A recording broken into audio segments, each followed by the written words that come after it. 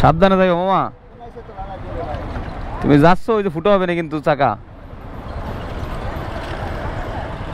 কি অভিনব পদ্ধতিতে যাচ্ছে।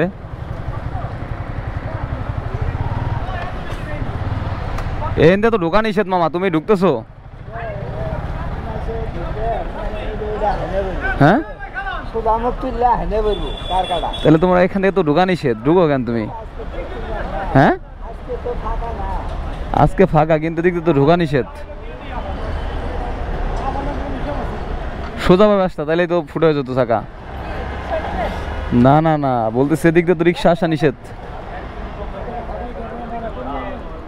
ভালোই সিস্টেম নাকি, সরকার একভাবে পদক্ষেপ নেবে অন্যভাবে ঢুকবা নাকি? এটাই হলো বাঙালি। বাঙালি যে কোনো একভাবে পথ বের করবেই। এটা রমনা এলাকা, রিক্সা ট্রাপার দেওয়া, মানে এখানে রিক্সা ঢোকা নিষেধ, বাট তাও তারা যাবে, রিক্সা নিয়ে যাবেই। এখান দিয়ে রিক্সা নিয়ে যাওয়ার কারণে অনেক রিক্সার চাকাও ফুটা হয়ে যাচ্ছে, তাও যাবে। এটাই বাঙালির সমস্যা, এরা কোনো কিছুতেই কোনো কিছু মানবে না।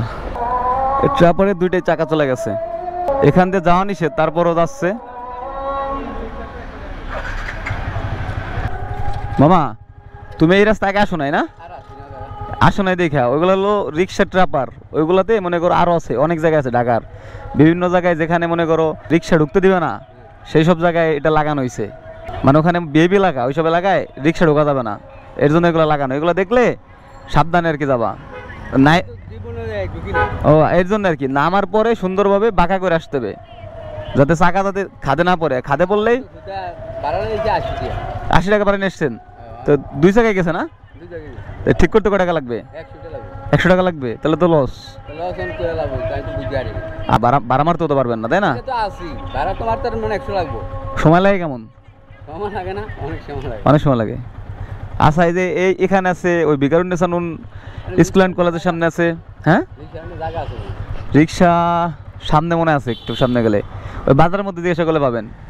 এখান থেকে বামে যান আর সাবধানে। হ্যাঁ হ্যাঁ ওই আচ্ছা, এই যে লোকজন আসে না, জানে না, সমস্যায় পড়ে যায়।